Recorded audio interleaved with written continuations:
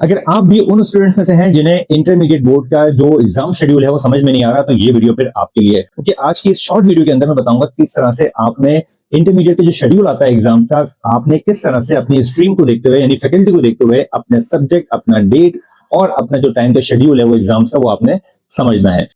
ऊपर जो स्क्रीन आ रही है इसको गौर से देखिएगा, मैं आपको बारी बारी हर चीज समझाने लगा हूं। सबसे पहले देखिएगा आप इस शेड्यूल के अंदर जो सबसे राइट पे कॉलम है वो है फैकल्टी का।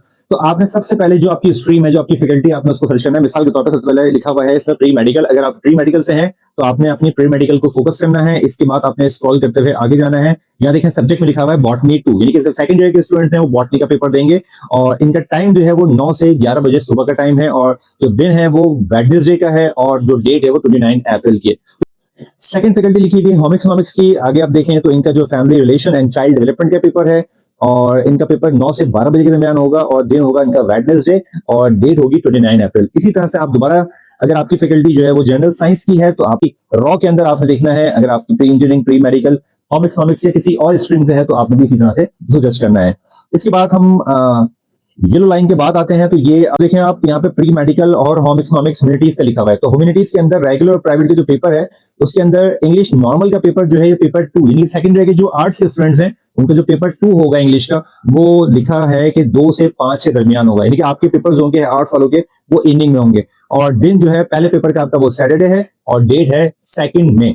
तो इस तरह से आपने तमाम पेपर्स को जो है रीड करना है। इसके बाद देखें आप तो स्पेशल स्टूडेंट्स का, डीपी का और ये सारी जो है देखें आप डिटेल यहाँ पे मेंशन है। अगर इस तरह से आप स्क्रॉल करते चले जाएं, ये लास्ट पेज आ जाएगा। तो लास्ट पेज को समझ लेते हैं। इस लास्ट पेज में देखें आप, लास्ट में आप देखते हैं तो यहाँ पे लिखा हुआ है तो लास्ट में ह्यूमैनिटीज रेगुलर प्राइवेट। तो अगर आप आर्ट्स के स्टूडेंट्स हैं, रेगुलर प्राइवेट के हैं, तो आपका जो लास्ट पेपर है वो इंग्लिश पेपर 1 होगा। जो नॉर्मल इंग्लिश होता है आपका वो न्यू कोर्स के लिहाज से जो फ्रेश कैंडिडेट है और ये पेपर आपका 2 से 5 के दरमियान में होगा। दिन होगा मंडे और डेट होगी 15 जून। तो इस तरह से आप किसी भी पेपर का शेड्यूल जान सकते हैं सिर्फ इस टेक्निक को इस्तेमाल